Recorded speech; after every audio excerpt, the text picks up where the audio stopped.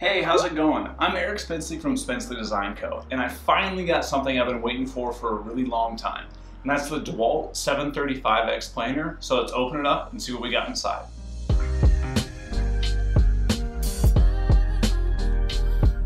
This thing was actually delivered exactly as you see it. So luckily no one in my apartment stole it off my doorstep.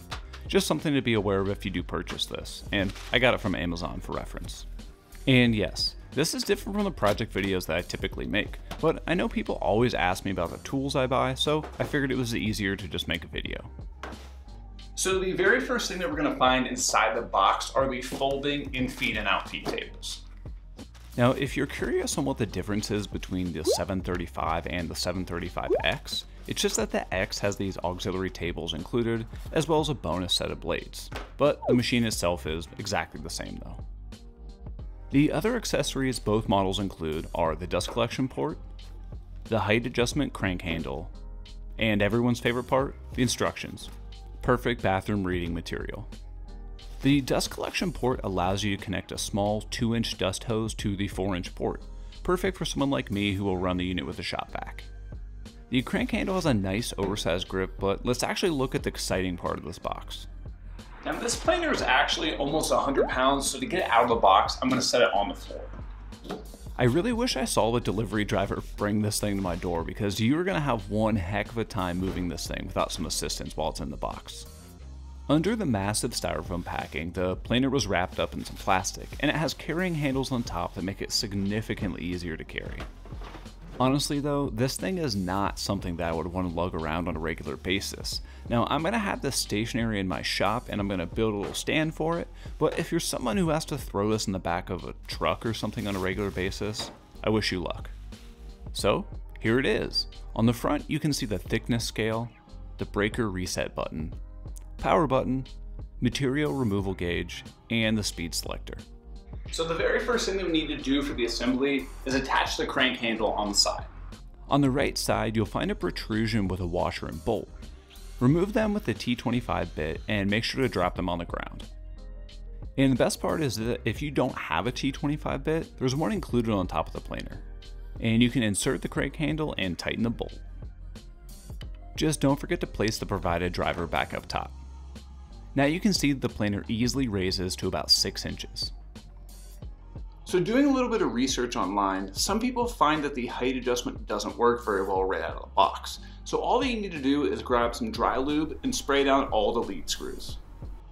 And dry lube is better than silicone lube here because it will dry and not be sticky and collect sawdust.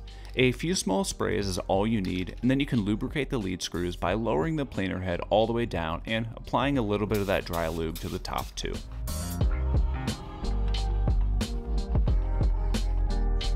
On the back, there's a 4-inch dust port, and like I said earlier, there's also this 2-inch adapter that easily snaps on.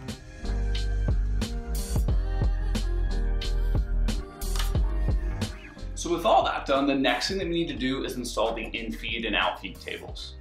These are super easy to install. On each side, there are spring-loaded pins. Simply slide the bed over the pin on one side, and do the same thing on the other side until they click in place. I'll attach the outfeed bed in the back the same way, and then I can test for level. Now this is a debated topic, so I'm not going to tell you what's right and what's wrong, but I always learned that the outfeed and infeed tables are supposed to be level with the bed of the planer, but you can use these screws to adjust them however you see fit. Let me know down in the comments below how you prefer to adjust your planer. And to get a nice smooth sliding surface, I'm going to wipe everything down with some paste wax. And while I do that, I want to take a quick second to thank all my Patreon supporters for making these unsponsored videos possible. These are just some of the folks helping me work towards my goal of quitting my full-time job and pursuing woodworking as my career. I can't thank everybody enough for the support. Alright, so now that we have everything set up, let's actually run some board through it and test it out. And in true fashion of being way too excited about getting a new tool, I made an error.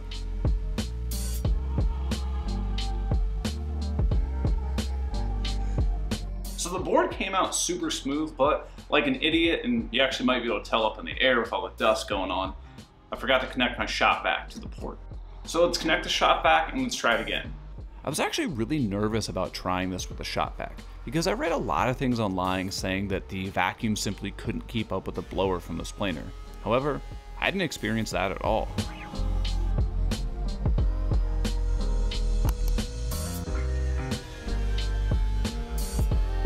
Now, I'm sure a lot of people out there like me have this Dust Deputy Cyclone, so here's how it performs with the vac on. As you can see, absolutely no issues here. And even with the vacuum turned off, the blower is plenty powerful enough to pull the chips through the Cyclone.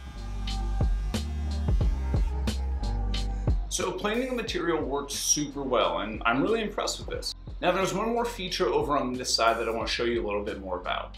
That's the depth turn. You can rotate this knob to lock the planer into a specific thickness, and after setting the thickness you want, the planer will stop directly on this bolt. Looking on the underside, you can see how the mechanism has different length stops under each desired thickness setting. So if I were to set it to 1 1/4 inches and lower the handle all the way, you can see that it stops exactly at 1 1/4 inches. And if that setting is slightly off, you can adjust the red viewing window or the nut around the stop bolt. Now I know one of the questions that's going to come up is, did you get that helical cutter head? And yes, I did order that Sheelix helical cutter head, but it won't be here for a couple more days. And if that seems interesting, don't forget to subscribe to my channel so you never miss any future projects. Until next time, this has been Eric Spencley with Spencley Design Co., and I'll see you on the next one.